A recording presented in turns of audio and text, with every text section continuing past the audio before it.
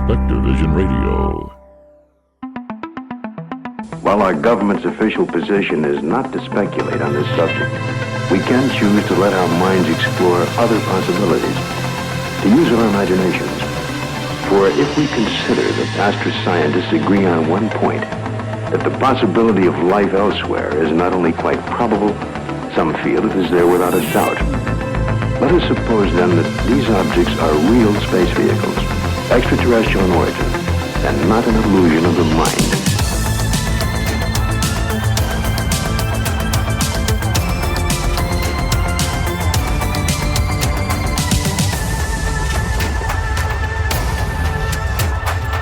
This is Somewhere in the Skies with Ryan Sprague.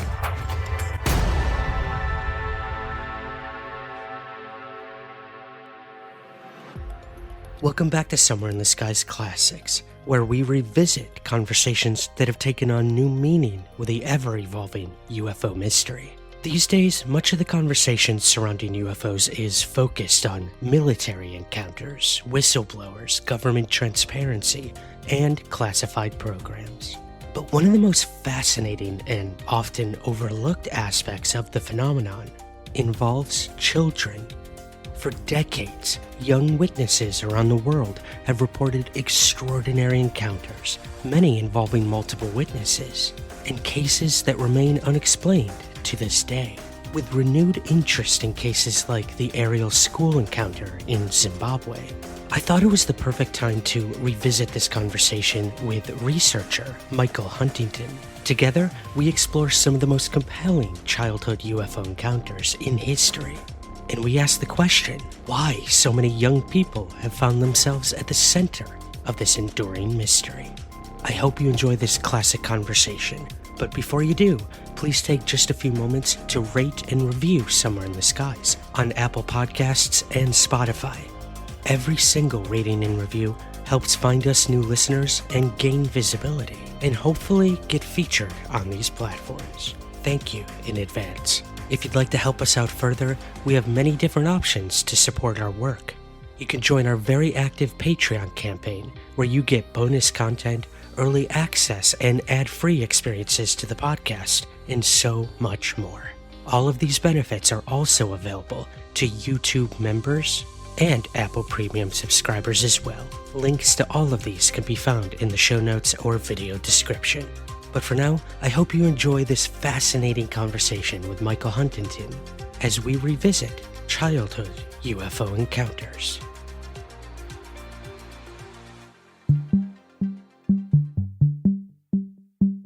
Welcome to Somewhere in the Skies. I'm your host, Ryan Sprague. I saw what I believe to have been a UFO when I was 12 years old. That event clearly had a huge impact on me, and how my life played out ever since. And this got me thinking about a topic that I haven't covered yet on the show, and that's childhood UFO encounters. We often ignore the small voices of children, brushing their words off as pure imagination. But when the eyes of hundreds of children witness a UFO at the same time, it's hard to ignore that something is going on.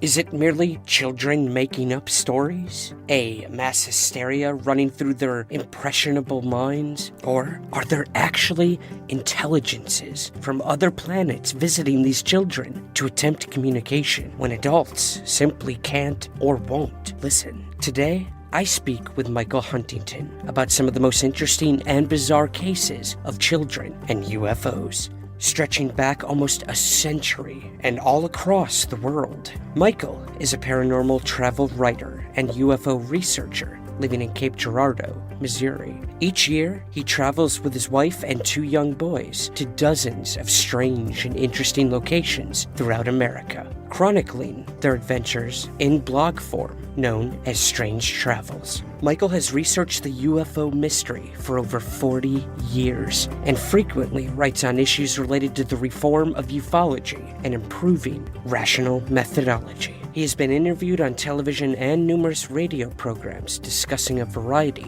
of paranormal topics, his family's unusual travels, and the enigmatic UFO subject. So, without further ado, here's my conversation with Michael Huntington. There is a topic within the UFO subset that I've wanted to cover for a while now, and I couldn't think of a better person to bring on to sort of hash this out with me. We're going to overview some of the most famous child UFO cases in UFO history. Like I said, this is a subset of sightings that often gets overlooked, and now what I find, as I'm sure you do, Michael, is that children usually are honest. You know, they're innocent bystanders when it comes to this topic. So, again, usually you're getting this unfettered, sort of uncensored account when children have a UFO sighting or encounter. And those encounters are often very dramatic. And what I didn't know personally is that there are many more cases that I first thought could be lumped into this category. There's so many of them out there.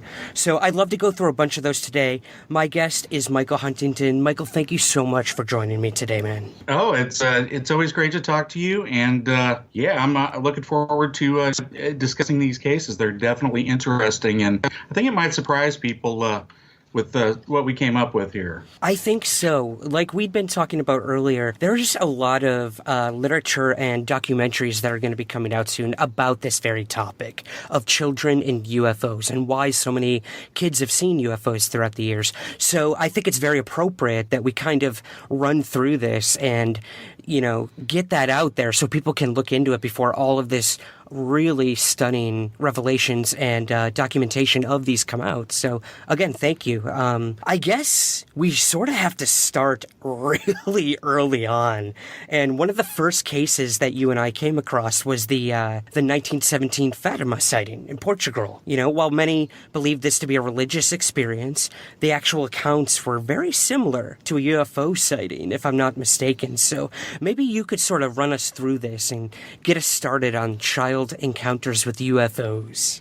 Yeah, definitely. And before we jump into this, I would want to say that you're absolutely right. This is just skimming the surface of these type of encounters.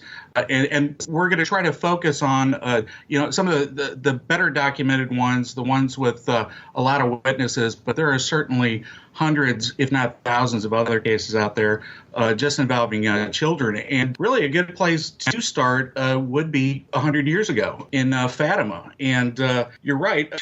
When people look at this story, this account, it's definitely viewed as a religious miracle. And it can certainly be viewed through that angle. In fact, all the participants viewed it through, a rural peasant Catholic viewpoint when they tried to interpret what was an unusual series of events involving lights in the sky and people coming down from the lights and giving messages, which, even if you separate the religious aspect, you at least have on some level, if there was indeed an incident, pretty much a classic encounter.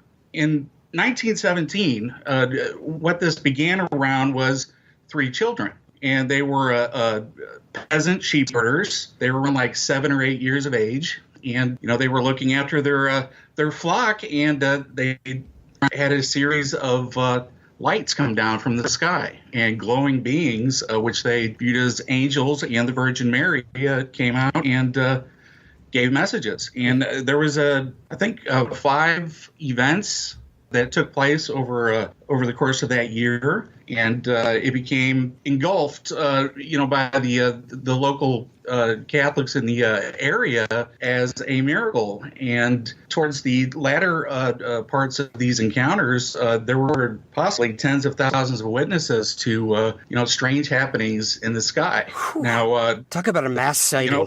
Yes, I think some numbers for the October 13th encounter, which was called the Miracle of the Sun, had somewhere 70,000 witnesses.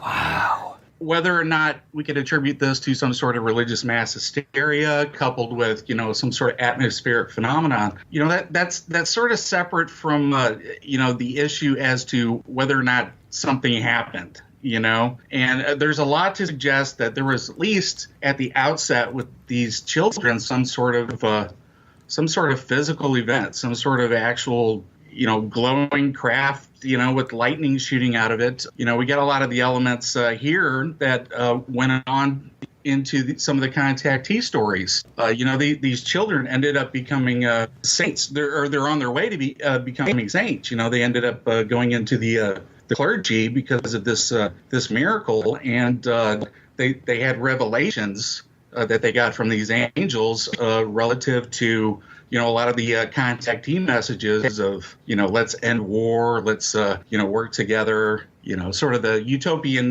vision of what Earth should be. Mm-hmm. So it's really an intriguing case, and it's a good kickoff to looking at cases that involve kids, because they definitely have had their impact, and this is a good one to start with. I think so, and children are so susceptible at first, when these kids clearly were raised pretty religious, I would assume, at this time, that they would perceive this as a miracle, that this was the Fatima.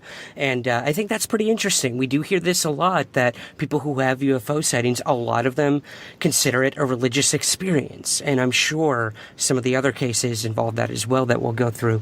But yeah, let's fast forward, Michael, to what do we got next? We've got 1952. Now, this is a case that I covered on a Patreon bonus episode of Somewhere in the Skies, and that's the Flatwoods monster. By far one of the most incredible cases out there, one of my favorites. And it's pretty well known in West Virginia, where this happened, but to many monster and UFO hunters, it involved both of these things. So you got to tell us a little bit more about what you know about the Flatwoods monster, Michael. Yeah, the Flatwoods monster is one of my favorite cases because it's just so weird. It's yeah. it's got 10-foot tall creatures and weird saucers and government men coming in to, hush everybody up. So it's got all those sort of, classic elements that you would find in any sort of science fiction film. But Flatwoods, when it happened, in September 12, 1952, that the time period of the 50s was starting to, get that science fiction element, influenced within the culture. You were starting to get a lot of sort of science fiction ideas there in the culture, and so when this story came out, it was definitely picked up by the media, and 52, that period, everybody was saucer crazy, and this story became one of the most famous ones of its time because it was all over the media. And even Blue Book looked into it, and pretty much all the researchers of the time period had opinions on this case. And what it was is on the evening of September 12th at around 7, there were some kids playing football, late night football. Right around sunset. Kids will do that until their parents yell at them to come home. And there were some kids playing in the school's football field, and they witnessed an object like some sort of fireball or reddish ball fly overhead and go into some of the nearby fields. So as any group of kids that would witness something like that, you're going to start running, going towards it. At least the braver kids. Yeah. So I'm sure there's some kids that said, "Oh, nope, time to go home." Yeah, that would be me. Not going to lie. Right, but some of them did venture up towards where this object presumably came down, and collected a couple other kids along the way, maybe, and got an adult with them. But yeah, I think it was Edward and Freddie May, and then Tommy Heyer and Neil Nunley and Ronnie Shaver and Eugene Lemon, along with Kathleen May, who was the one adult. They all climbed over a fence and went into the Bailey Fisher farm where they thought it went down. So, it started to get dark.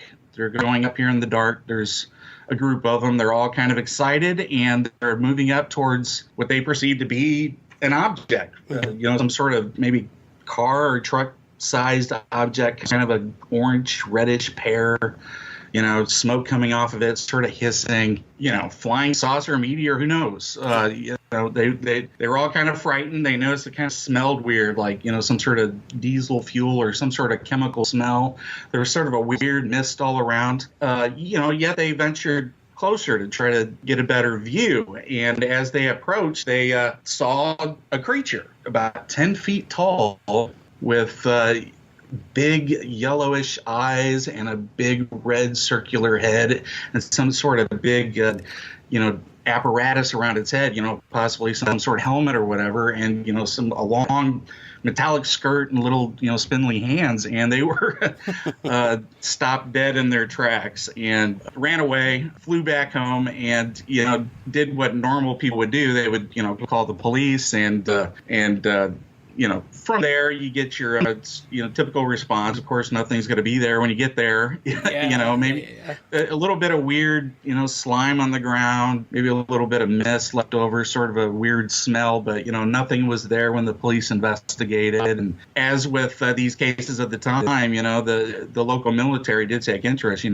had National Guardsmen out there looking to see if there's anything out there that they need to be concerned with, and there was nothing. So ultimately, due to the lack of evidence, the government, or I don't know, maybe there was evidence, maybe it was covered up, who knows? But it sort of has been labeled as a meteor event, that a meteor came down, although I would think that there would still be a meteor there, so that doesn't kind of, really wash. What happened there? Who knows? Maybe some sort of, actual, geological event, maybe some sort of craft, maybe some sort of hallucination connected with, that gas.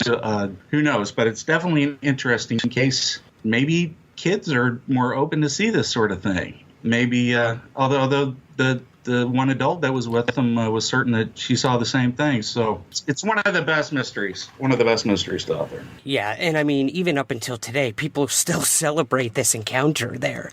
I mean, you've got like a Flatwoods festival every year, and that's another interesting thing, is how towns embrace these things. I know you and I have talked about this in the past, is when these things happen, they ultimately become the history of these towns, and sometimes the only history of these towns that ever make it out to the mainstream. Yeah. And Flatwoods is one of those stories that sort of ebbs and flows with, the culture and, how it's perceived. Definitely, I think people will find even more interest here.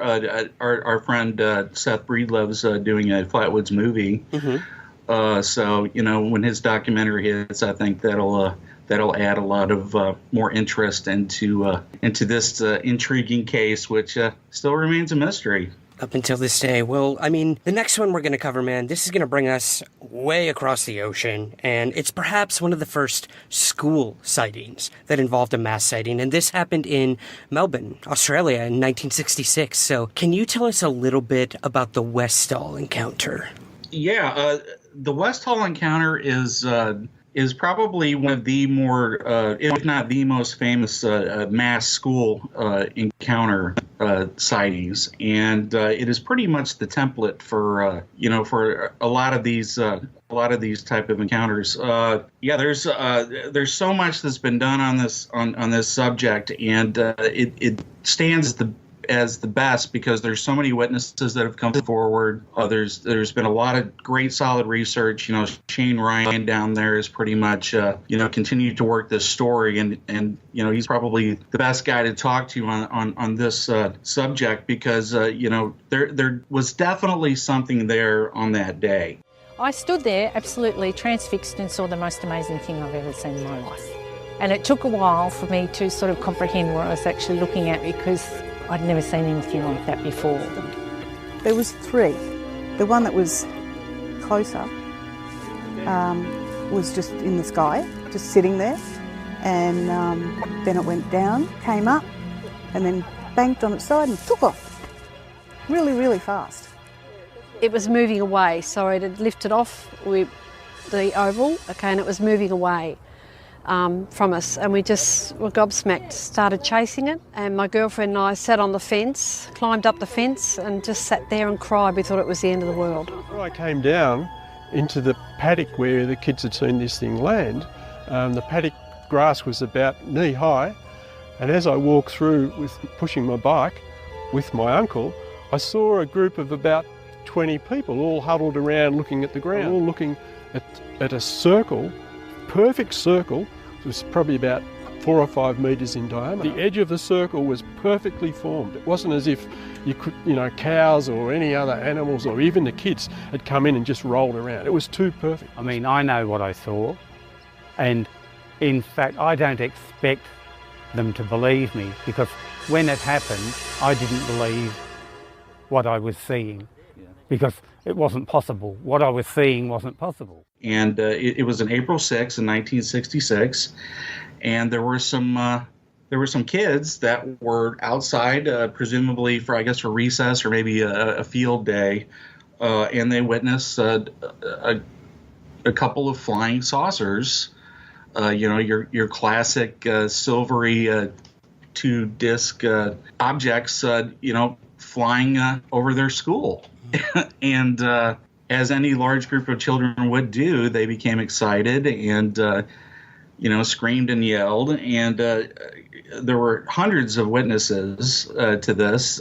Pretty much, I guess, the whole school soon learned of the objects outside, and everybody pretty much left their classrooms to run outside and run towards the objects, which had flown overhead. There were, I guess, airplanes surrounding a couple of these objects at some point. Some sort of a single-engine prop plane, maybe like a Cessna or a Piper or something. More than likely a civilian type craft. And some of the kids noticed, I guess, that at least one of the objects or some of the objects went behind towards a wooded area called the Grange, adjacent to the school property. There was a kind of an unused field area where a lot of the kids had hung out. Some of the children had reported that something had landed out there. There were so many different reports like that it sort of makes this event, uncontrovertible as to whether or not something happened. Something certainly happened, to have so many witnesses, whether it was, a military sort of thing. It's interesting that so much has been covered up. I mean, a lot of the, the news stories and reports just sort of disappeared, and a lot of the paperwork, even though they were definitely on location for that event within the following days. It's definitely intriguing. It's more so than any of the other experience or encounters. It has sort of the conspiracy aspect to it, the cover-up element more so than any other. Yeah, I would have to agree. I mean, well, in terms of the actual encounter, Michael, we had another one that happened that same year. This is back in the United States in Miami, Florida. This is an Opelika sighting. Could you tell us a little bit about this one? I could tell you in short that at the Crestview School in Opelika, Florida, April 7th, 1967, just, the following year after Westall, pretty much almost the exact same thing that happened in Westall happened there at Opelika. Right. To some degree. If it may have lasted actually a series of days, but same sort of instance as with Westall. A group of kids spot an object. They rush towards the object, and teachers and large groups of kids, again, in the hundreds here, just as there was in Westall, along with teachers, witness an object just beyond the perimeter of the school in sort of a wood, swampy field area. They witness an object, or maybe even multiple objects, sort of flying around in the distance, through the air, throughout the trees, and who knows? It's very similar to Westall, which it really makes it intriguing, and it became a big story for its time period, probably because of the National Enquirer, which was literally based down the street from where the school was in Lantana, Florida. So they definitely pushed the media on this, and it was pushed at that time period. It became a national story, but it sort of died down when the Navy, the Coast Guard, actually, as well as the Navy and NASA and some of the other nearby facilities, initially pushed it off as helicopters doing maneuvers, and then followed by flares.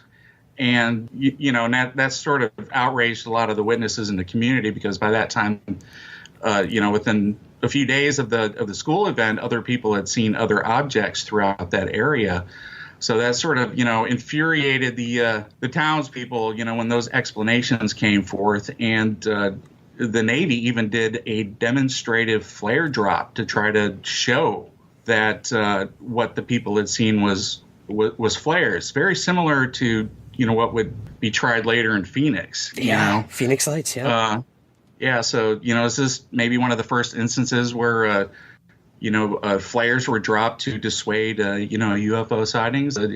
It's quite possible, but you have to wonder, with all of these mass sightings happening, how many weather balloons and flares do the military have in stock ready to go when these things happen? You do have to wonder. Yeah, and these people, in these communities, it's not so much that they were minding, being called liars, which I'm sure they didn't appreciate, but they live next to military installations. They're not stupid. Yeah. I think they were more offended by that. We know what a Coast Guard helicopter looks like, Right. So similar sort of thing in Gulf Breeze and some of these other, military aviation communities, mundane explanations for what these witnesses are seeing. It just, really doesn't hold water. Yeah, it's pretty offensive if you ask me. Well, the next one that we decided to cover, Michael, was the one in Connecticut. Now, this was at Camp Delaware, and this brings us up a mountain with some young hikers. So we're moving away from schools. We're moving into the woods. So could you tell us a little bit about this 1976 sighting? I really found this one interesting. Yeah, even within, child encounter cases, there's sort of this, Boy Scout in the woods sort of encounter idea that has been demonstrated throughout, the history of the subject. Even back in '52 with the famous Florida Scoutmaster, where, a Scoutmaster and his little group, sees something in the forest and the Scoutmaster gets burnt or whatever, so that sort of story was around even in the early 50s. And Camp Delaware is a very similar sort of account along this line. It was a group of hikers. They were about, I guess, probably like 14 or 15 of them. 14, and then their hike master. They were teenagers, 14, 15 years of age, and they were hiking near Camp Delaware in Winston, Connecticut, in 1976. This was July 28th. They were part of a camp program, and they were hiking towards Blueberry Hill, which was a nearby feature, a pretty decent hike. And as they neared an area with a bit of a clearing, they could see an object come down that was a saucer with a red dome, as it was described. And, of course, they all stopped in their tracks, and, they pointed, and I don't know if anybody took any pictures. I haven't heard of any pictures being taken, but supposedly the object had dipped down, and it landed possibly behind some trees, and the kids they ran back. They went to the police, and it was investigated, and it was investigated as credible, not just because the counselors saw it, just maybe from the fact that they were scouts, and these kids were, not the sort that are going to lie together, to the police. So, they got a lot of credibility just from the fact that, they were, I guess, sort of model citizens for that time period. But it became a case that was investigated by APRO, the Aerial Phenomena Research Organization, which was one of the leading groups in the 60s and the 70s. And they did a thorough investigation. They investigated the area. There were no trace evidence found, but from the veracity of the witnesses, and these are teenagers. These are older than some of these other accounts where the kids have been around 10 or even younger. When you get to teenagers, the credibility goes up a little bit, especially if there's an adult involved, because less likelihood of some sort of practical joke. Not that those don't occur, but this case, the Camp Delaware case, was considered one of the better cases of the year. And I mean, you have to wonder what kind of badge they have for UFO hunting for these Boy Scouts. I think they definitely would have gotten that one. Wow. That's really interesting. And you bring up some good points. Like, these kids wouldn't... Why would they make this up? You know, you learn so many good things when you're going through the Boy Scout, thing. I did that growing up as well. And they teach you to be honest. So to have made this up, I don't see it happening. And to have an adult witness this as well, they definitely saw something. So that's interesting. Well, let's move across the pond this time, Michael, and we're going to Broadhaven. This is in Wales. Same year, a year later, 1977. And this is one of the more dramatic encounters that bore a striking resemblance to another case that we're going to talk about shortly, one of the most famous. So could you tell us a little about this case out of Wales? Yeah, Broadhaven, February 4th, 1977. It was the Broadhaven School. I guess it was in the morning, or I'm trying to think of what time of the day it was, but same sort of deal with a lot of these other cases. The kids notice out through the window something, or they're on the playground and they notice something, and they all sort of, as a group, sort of vacate what they're there to do, that day, to run outside and witness, what they think is a flying saucer landing in a field nearby the school. And the same thing happened here to a class full of kids in this small Welsh town. Kids were around the age of 10, and they witnessed some sort of like silvery object with like a red light. I don't know if it was intermittent or if it was solid, but they definitely perceived, saw the red light. That's what got their attention. And they witnessed this object go down, nearby where the school is. So, wanting to get a closer look, they do, and they see an object, and they see nearby, I guess, what is some sort of silvery being of some kind, some sort of a robot or a creature or whatever. Yeah, definitely weird. When kids start seeing robots, that's really when it starts to get interesting, because it always seems to be the children. Well, not always. But the kids that definitely, I think, are more prone to see robotic type beings, which I don't know what that means. Maybe there's some sort of psychological component, related to the children, how they're perceiving and the phenomena, or maybe, there was just coincidentally some sort of robotic creature out there. But this area in Wales, this account has sort of become a big deal. There's a whole area near Broadhaven that has been called the Broadhaven Triangle now, because so much happens within that area related to, strange phenomena, especially aerial phenomena. So, 40 years on, this case is still looked at as an important case within British ufology, and it's still celebrated, and there's still strange things going on where the event near the school happened. Now, some people have come forward saying that it might have been a hoax, not on behalf of the kids, but maybe a practical joke or a prank being conducted upon the kids by somebody else. But I don't know. That's a lot of work, to build a flying saucer, and not that it can't be done, but I'd imagine that people have better things to do with their time, and we would have heard a little bit more about such a hoax after 40 years, so Still an interesting case. Yes, we do know that when the British hoaxed something, they definitely wanted to be known, hence crop circles. I won't go any further. Yeah. Yeah. Well, here's another one, Michael. Now, this happened in 1977, this time in West Pittsburgh, California. This is one of the most interesting because J. Allen Hynek, the man, the myth, the legend, he actually considered this one of only 3 credible humanoid encounter cases in that year.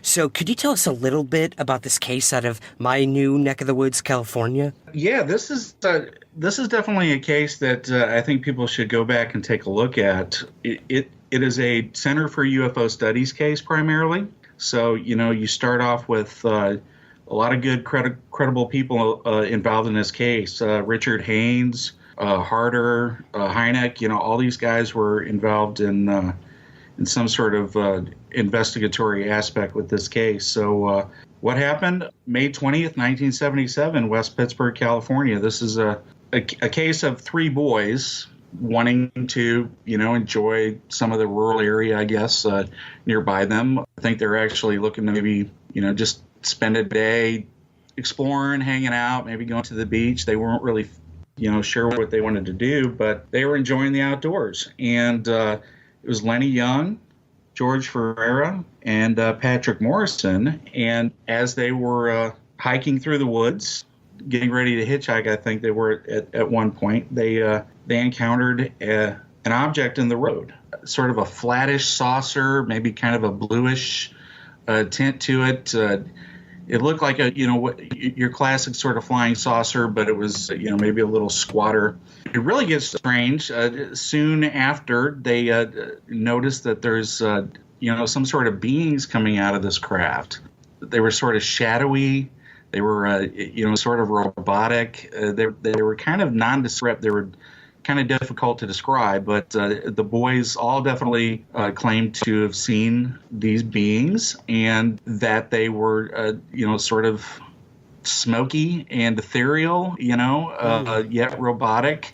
There was a lot of mist. There was a lot of smoke that was put around the saucer as well. So definitely interesting, definitely weird. I don't think there was too much physical evidence gathered. Again, this is one of those cases where through interviewing the witnesses, looking at motivations, looking at locations, looking at consistencies within accounts, all the motivating factors that you have from interviewing witnesses, I think this became a solid case just based upon the testimony. Now, either these kids got their story, just worked out really well, or, they had a shared event. And a lot of noted researchers at the time were convinced that they had a shared event. What I think is interesting is the description of, the beings, which it is really not found anywhere else. And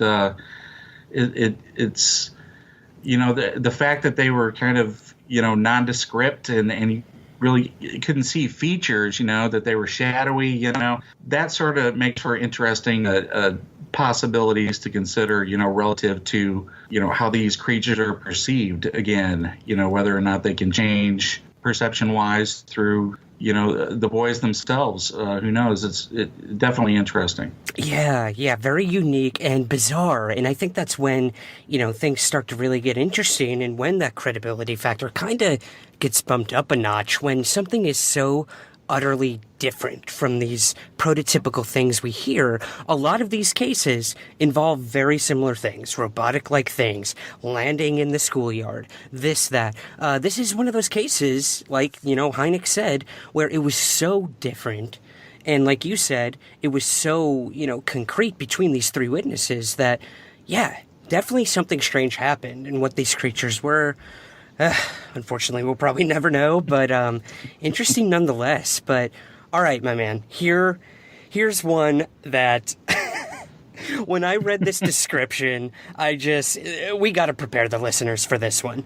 We've got a three-eyed alien and a robot. So we're back to robots again. This is in our friends, the USSR. This was in 1989. So please, you got to tell us, everyone get your whiskey. You got to tell us about this one.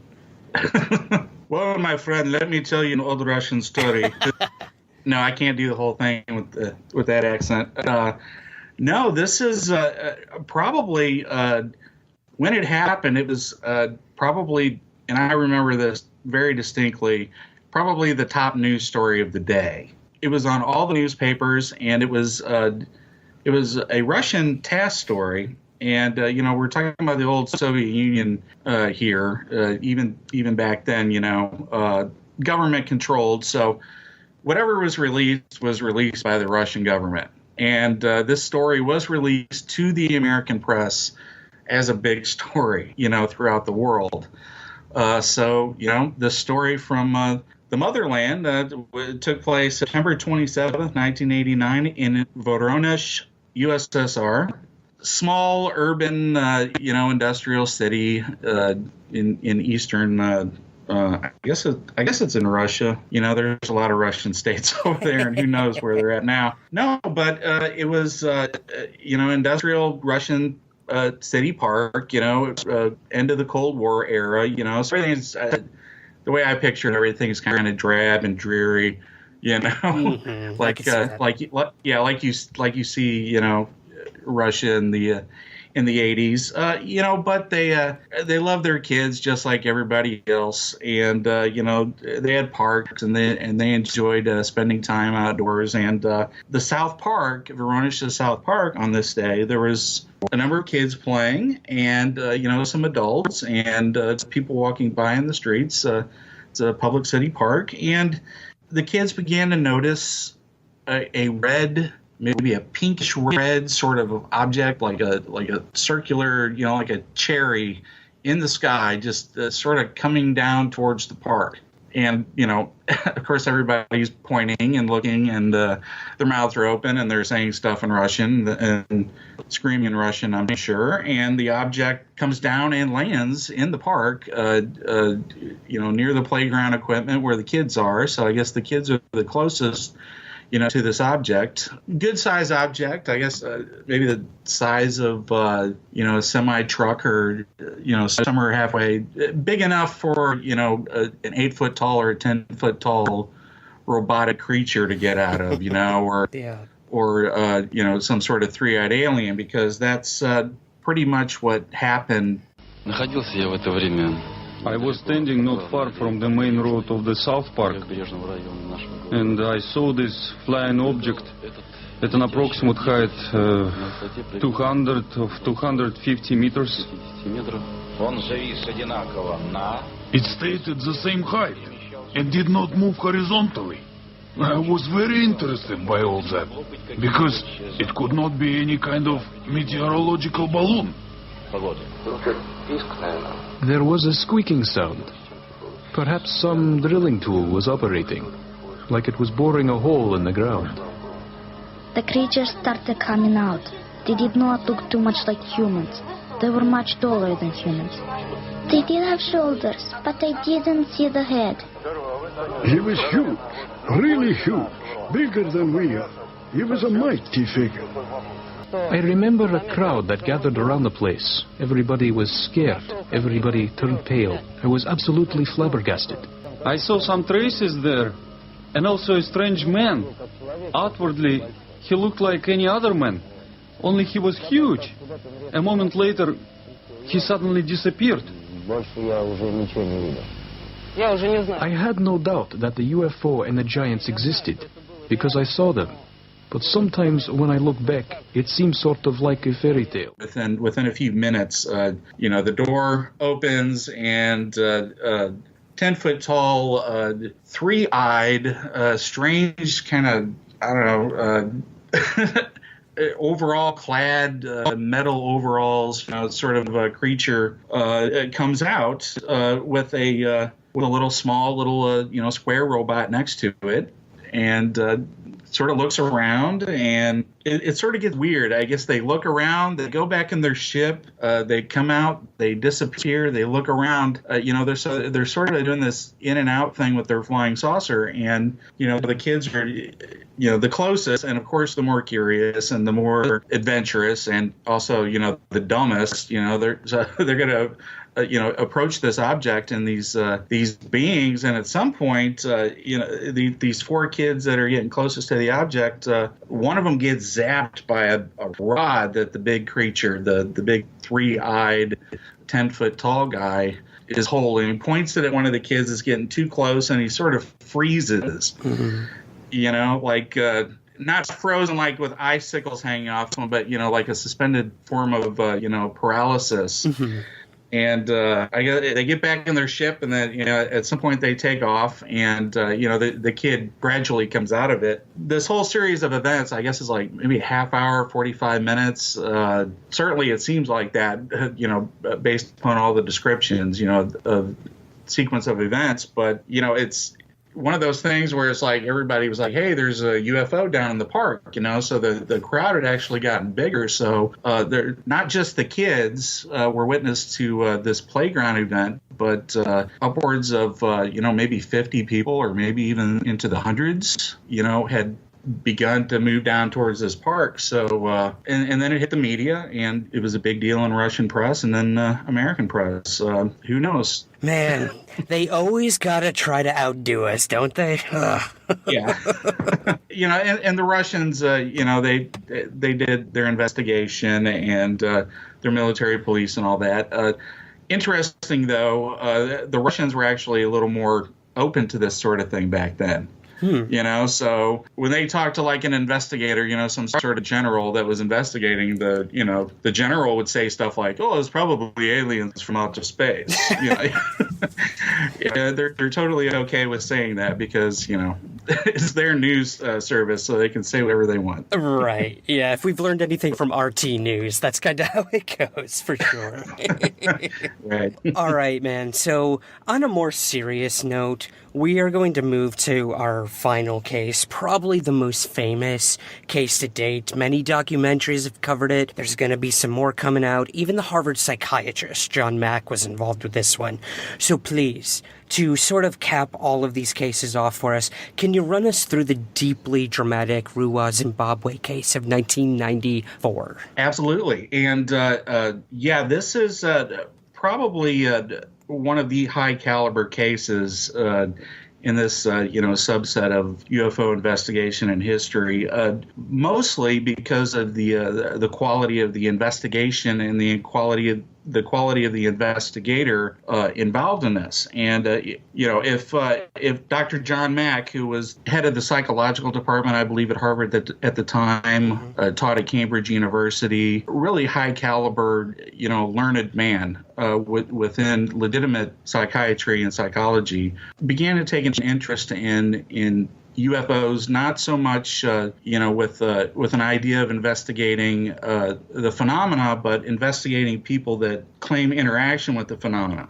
Because as a psychologist and a psychiatrist, he was interested in, what they perceived, what they thought, if there was certain psychological components that he can explore.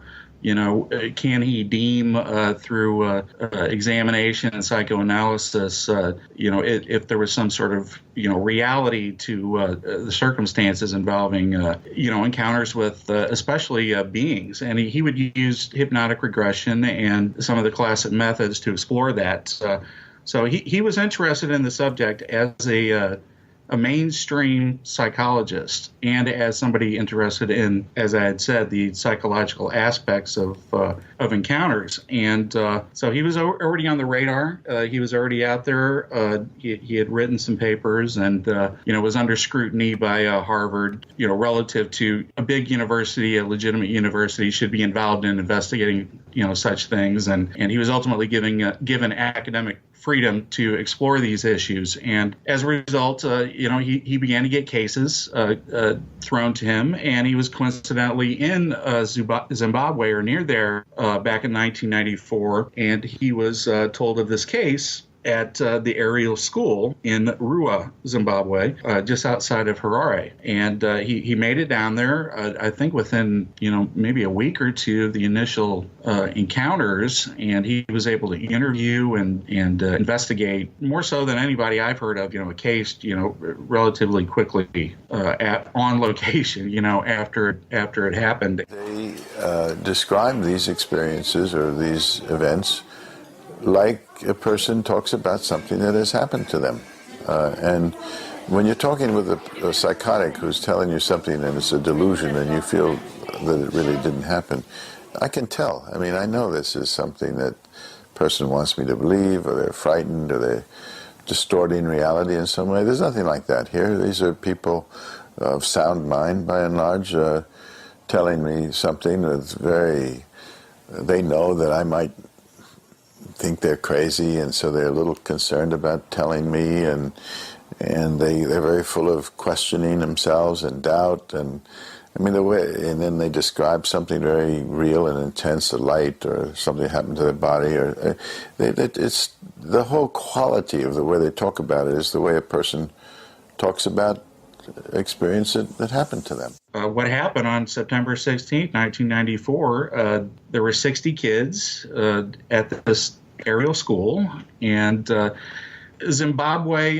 has, had its periods of colonialism, so there were different ethnic makeups within this school, different backgrounds, white children and Indian children and African native children all attended this school. It was very, popular and organized and ordered school. And 60 of these kids this day were on the playground, and similar to, the other accounts, they witnessed, an object, like a cigar-shaped or a flying saucer-shaped object land in the fields just beyond the school grounds. And similar to, some of these other stories, they see a couple of men, and, with big black alien bug eyes, sort of going in and out of this flying saucer, and that's what Dr. Mack had gone down there to investigate. And these kids, when he interviewed them, they told predominantly the same story, but they just had, they had little sort of cultural changes, cultural descriptions that were a little different, relative to, the creature's appearance or even the appearance of the craft. Something scared you, is that right? Yes. What scared you? The noise. What noise? The noise that we heard in the air. You heard a noise in the Yes. air? What was it like? Like a roar or a buzz or a hum, or what kind of a noise? It was like someone was blowing a flute. It was scary myself. It was scary because you saw something yourself? Yes. I saw a little object hovering. It was quite big, actually, and then there was little ones all around it. We saw something silver, and then we quickly ran to the logs, and we saw a silver thing, and we saw a man standing next to it. What did it feel like when he was looking at you? I felt scared. It felt scared? What was scary about it? Well, I felt scared because I've never seen such a person like that before. Was he near the silver object, or was he far from He it? was on top. On top of the silver object, okay. And did you look at him? Yes. Did he look at you? Yes, then he gave me the creeps, then I stopped looking Gave you at the him. creeps. Actually, in your drawing, you showed him standing up, didn't you? Yes, I had to draw him standing up because I couldn't draw him sitting. What I thought was maybe the world's going to end. Maybe they're telling us the world's going to end. That's sort of an interesting aspect.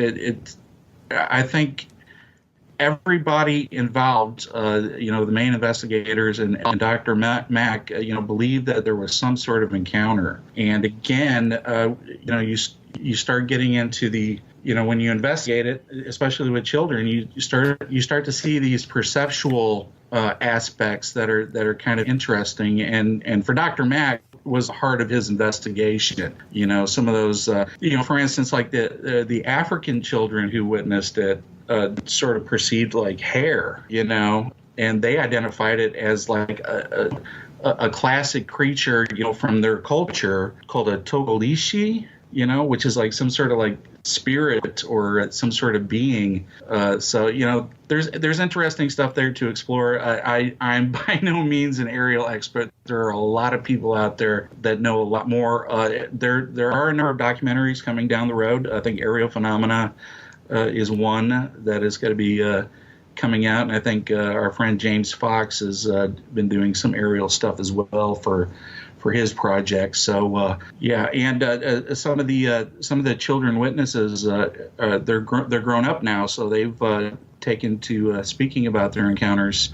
Emily Trim is one. She's out there. She speaks about the encounter that she was involved with that day, and some of the kids claim further encounters, or at least messages. We sort of have that contactee aspect of receiving messages by some of the witnesses. utopian type stuff, which is fascinating. Yeah. Absolutely. Great And case. it's a great case. And like you said, the witnesses are still willing to talk about what happened to them. And it's clear that they're still affected by this and they stick by their stories.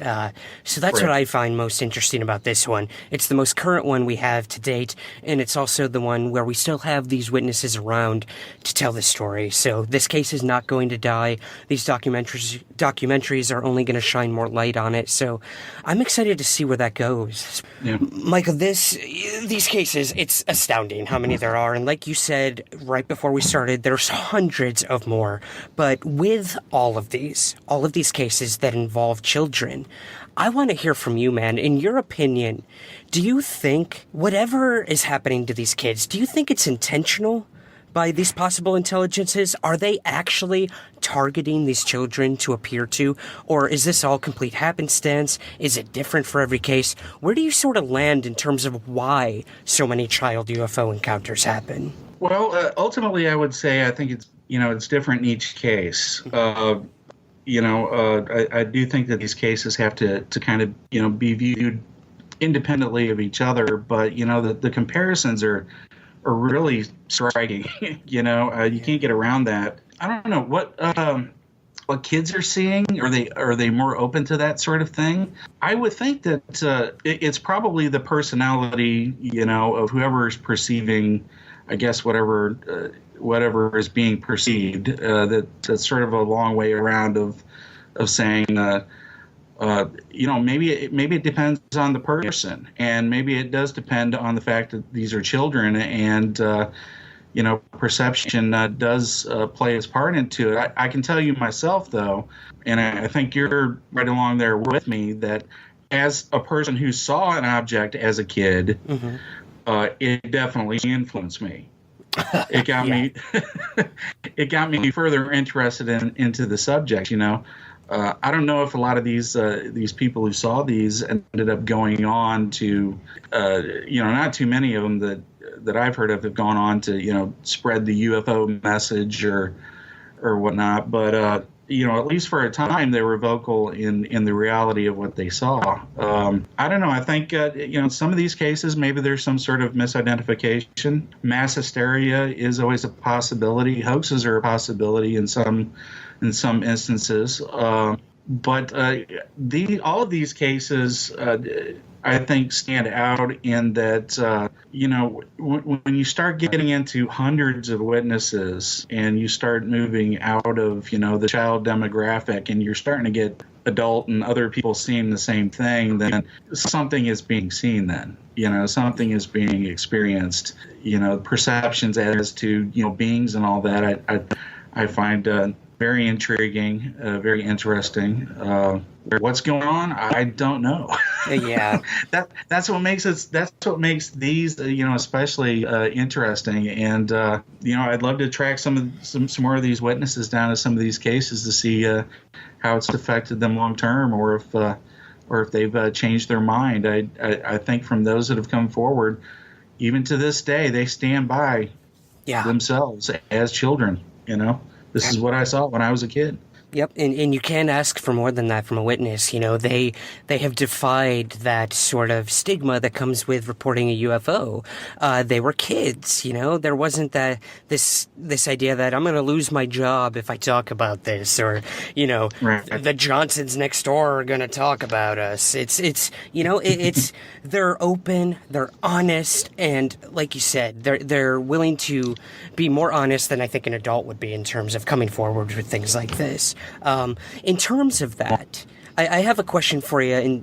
In terms of like UFO organizations that investigate cases, do you think in terms of these cases that there should be some sort of organization that strictly deals with kids? That's a good question. I think it's always advantageous to, have people, interested in specialized aspects of, this subject and its history.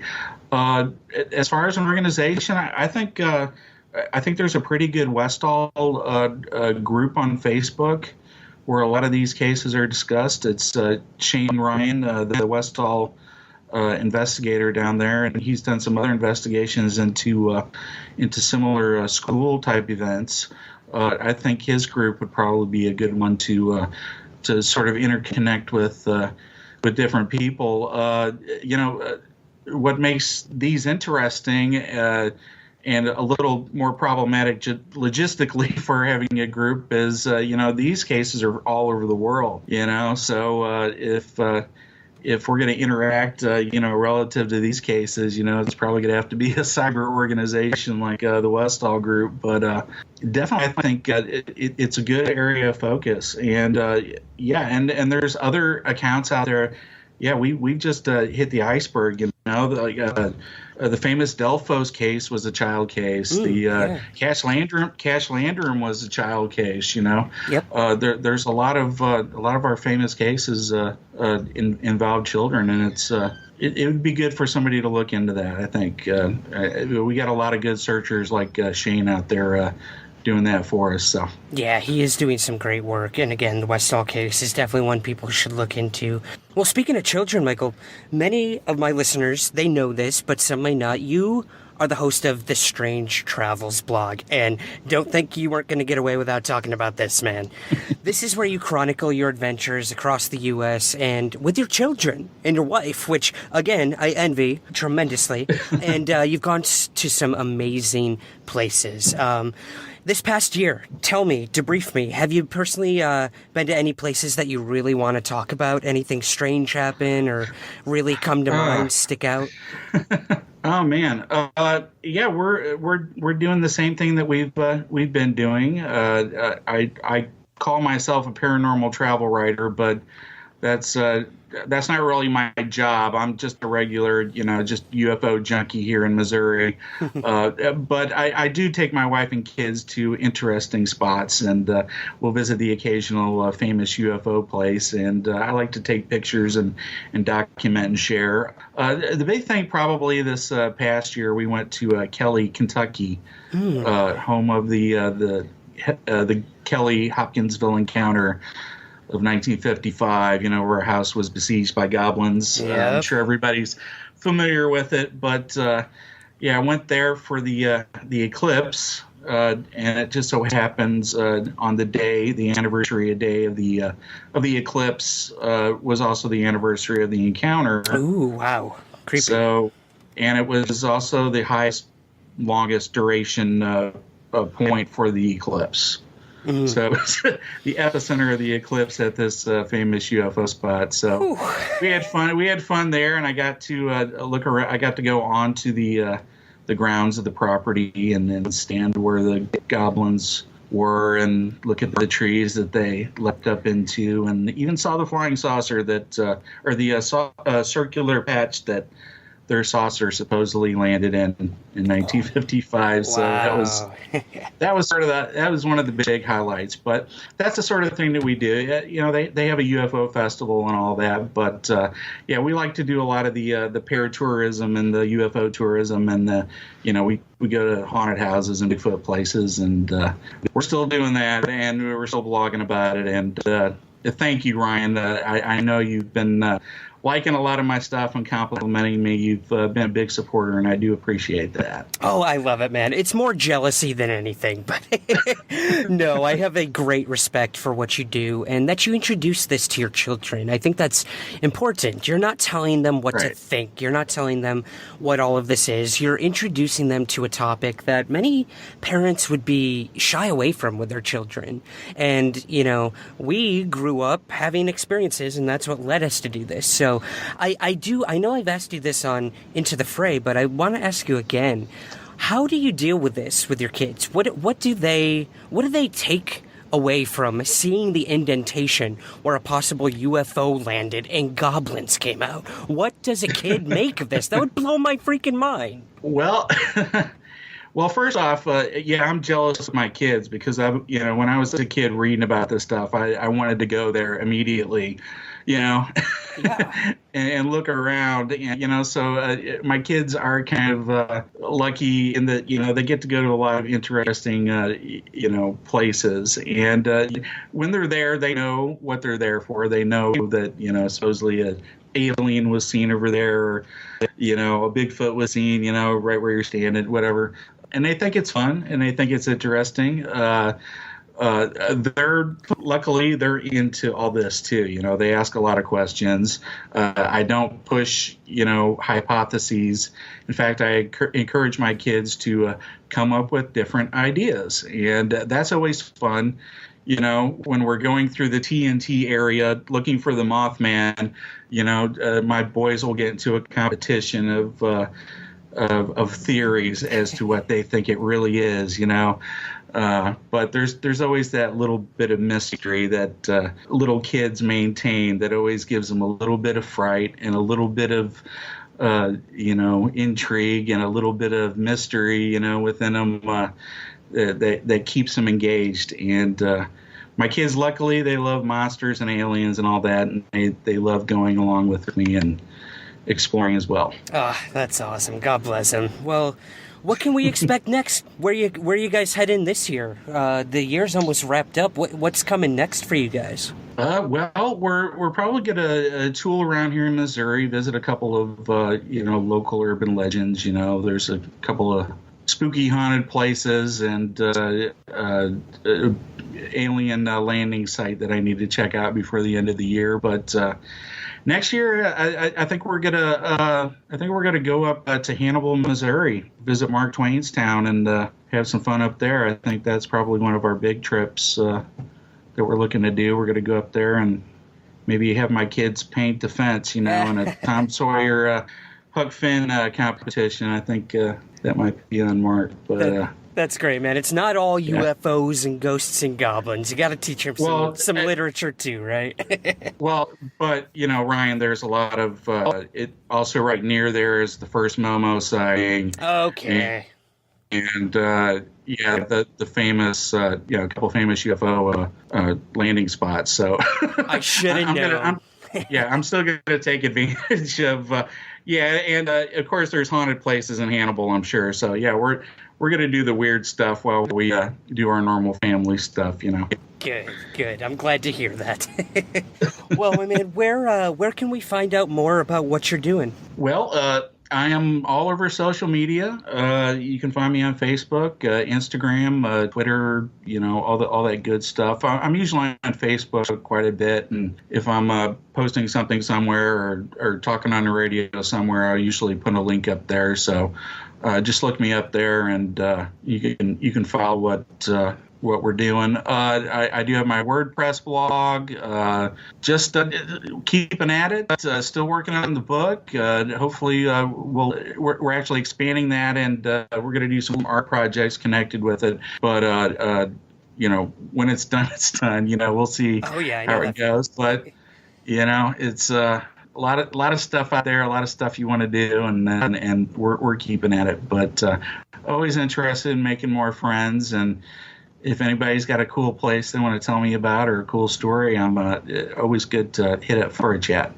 Awesome. That's so great to hear, man. Well, this has been an absolutely fascinating crash course in a subtopic of UFO sightings that doesn't get talked about often, and I'm so glad that this is what we landed on. I know I've wanted you on since I started the podcast, and we couldn't really nail down a topic, but I think this was a good one. We haven't talked about it before. There's clearly a lot of questions to still be asked about why all of these child UFO encounters happen, and I couldn't think of a better person to do that today, so thank you again for coming on Somewhere in the Skies. Thank you, Ryan. It is a pleasure, and you're doing a great job with the show. Keep at it, buddy.